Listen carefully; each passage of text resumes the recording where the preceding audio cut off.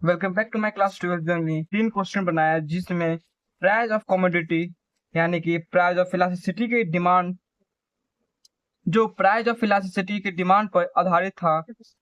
तो इसमें देखा कैसे ये क्वेश्चन बनते हैं। ये लोग तो हम लोग पढ़ चुके हैं।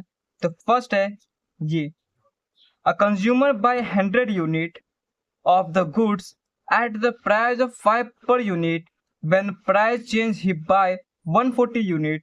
Calculate new price if price elasticity of demand is 2.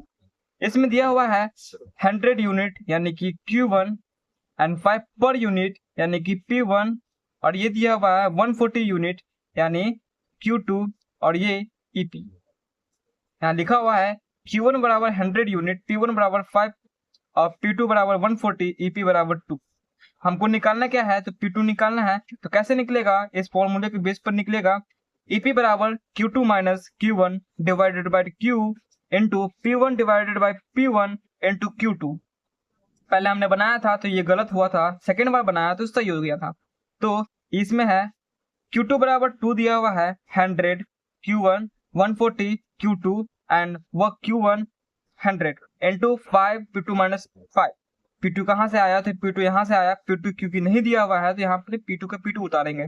उसके बाद हमने डिवाइड किया 5 को डिवाइड किया 100 से तो 20 आया और इसको माइनस किया 140 माइनस 100 तो 40 आया into 1 into P2 divided by 5।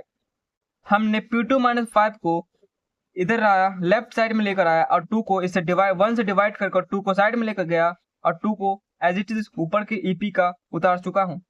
उसके बाद P2 को 2PQ minus 10 equal to 2PQ2 बराबर 2 प्लस 10 यानी कि 10 को इधर लेकर गया तो माइनस है तो प्लस जाएगा। फिर 2P2 बराबर 12 और P2 बराबर 12 2 यानी कि काटा तो 6 आया।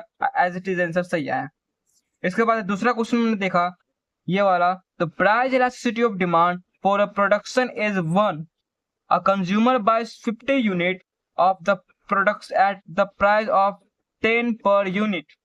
If the price of product rises to 12, how much quantity of the product can be bought of the buyer in consumer?